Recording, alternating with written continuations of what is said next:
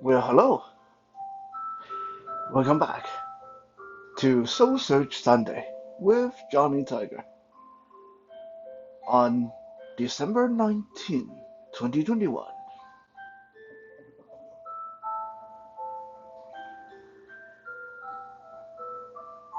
A couple of days ago, wait, I seem to start every Soul Search Sunday with that sentence. So let me rephrase that.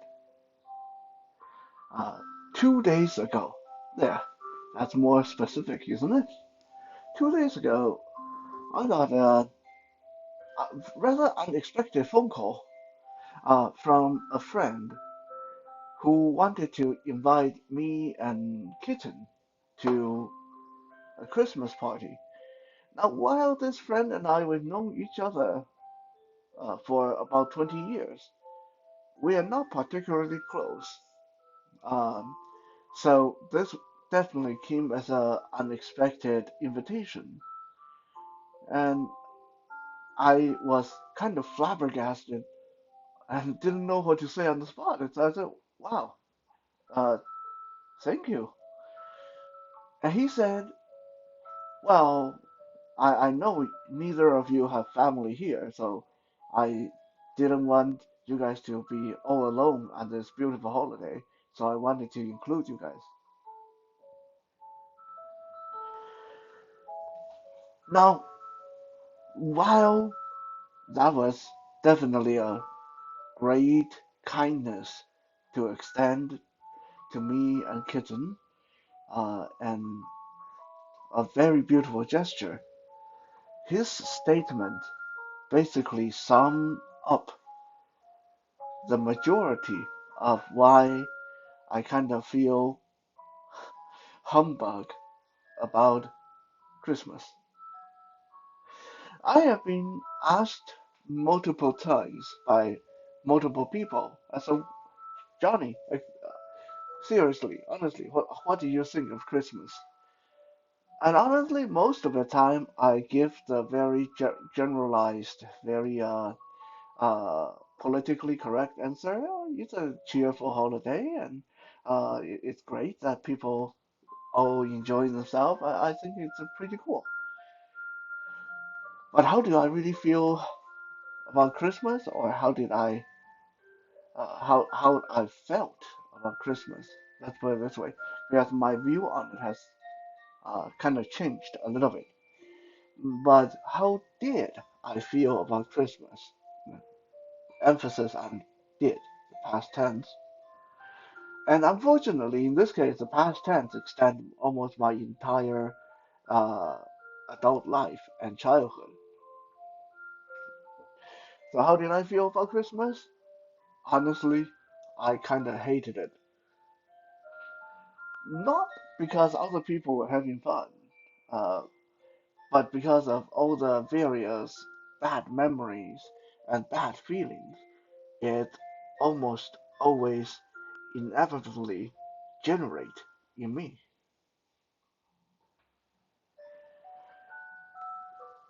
I once hear someone say, "Well, how can you be unhappy on this cheerful, beautiful holiday where there's so much cheer going around? How can you be such a stick in the mud?" Well, maybe after this episode, you will understand how it is possible for some people to really don't give a damn. Sorry, don't give a damn about Christmas. It is not to do with any religious zealotry, and not to do with any envy or spiteful feeling toward others. But some people, myself included, had perfectly valid reason to feel a certain negative way about Christmas, which is sad because yours truly's birthday is the day before Christmas. So Christmas should, uh, by all logic, be something I always look forward to. Now, when I was growing up, I grew up in Taiwan for the first 7, 8 years of my life, and of course, there was no Christmas. It wasn't something that we celebrated. It wasn't something that my family celebrated. The, my family, well, my mom and my dad celebrated my birthday, but Christmas, no one did anything for Christmas, not in Taiwan. I vaguely remember hearing about Christmas in children's books and novels, movies and cartoons, but it was a very foreign, very strange concept that seemed that it might be something that happened on another planet.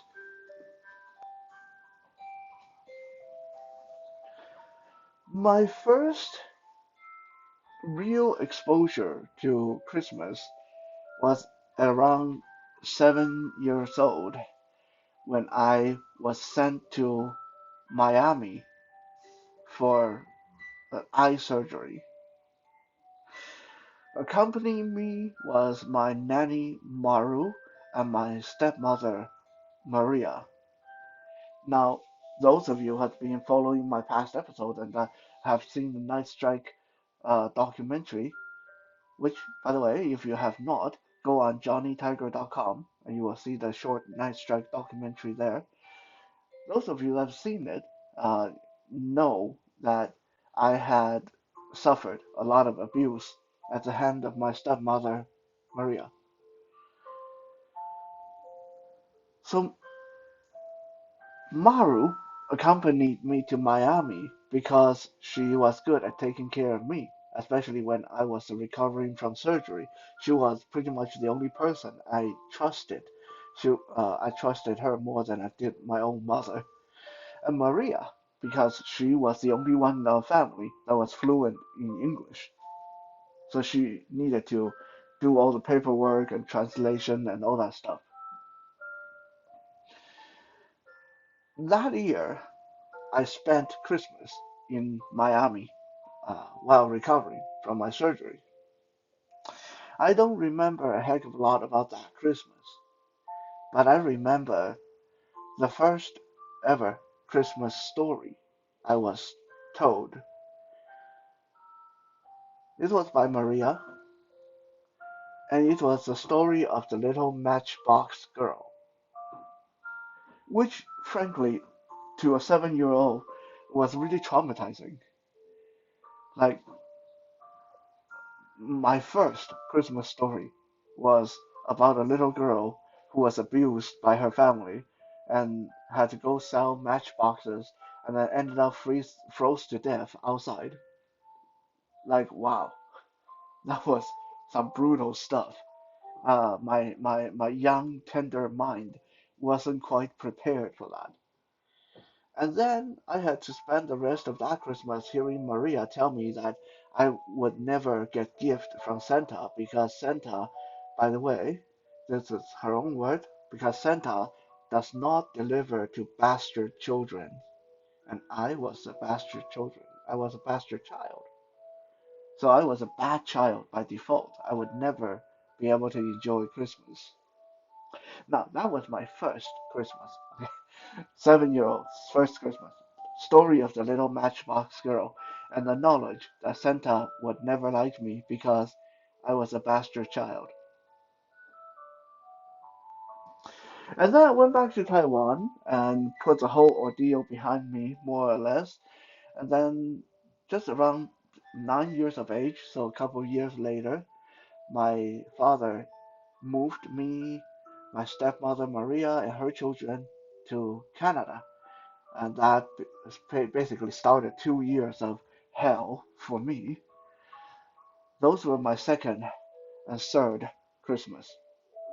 I don't, at least I try not to remember much about those either, but I do remember being shunned, being told to stay away while Maria and her children and their friend celebrated around the Christmas tree with presents and Christmas meal, and I was always told to stay in my room, and uh, usually wouldn't get what they were eating. I wouldn't get to celebrate with them. I remember going outside to play in the snow, building a snowman that was so majestic and so great.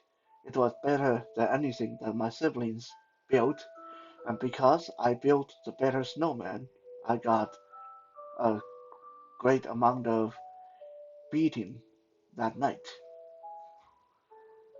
Those were memories from my first, second, third Christmas.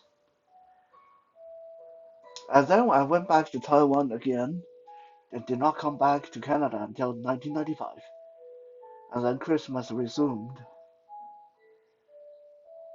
I would say that the rest of my Christmases went by kind of like a blur when I was a teenager. A lot of time didn't have time to celebrate. A lot of time I was uh, involved with this or that. There's a lot of things going on.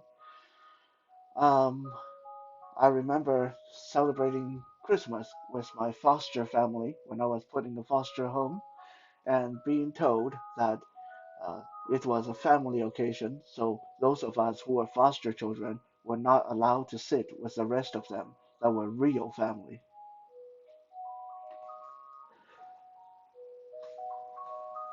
After I grew up and started living on my own, Christmas became better, but it also became more melancholy. Every Christmas, I was always either invited to this friend's house or that friend's house or my girlfriend's house or rather my ex-girlfriend's house. Uh, there were several Christmases I spent alone, and those were not very enjoyable either. But every time I was invited to friends' houses or my ex-girlfriend's houses to celebrate with her family, I couldn't shake the feeling that I was only there at other people's sufferings. I was only there at their mercy. They were being nice to me. I wasn't one of them. It wasn't a holiday for me because, after all, Santa didn't like me because I'm bastard child. Every Christmas went by, and most of them were like that, putting on a smile, trying to pretend I was having fun, while inside just felt like I didn't belong.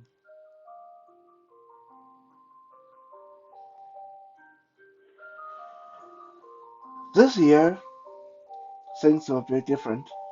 Kitten and I will be celebrating Christmas on our own, but together. Just she and I, Tiger and Aslan. It's a little bit sad and a little bit ironic, but very exciting that it took me to get to 40 years old to finally have a true Christmas that belonged to myself and those around me. To finally have a Christmas where I truly belong.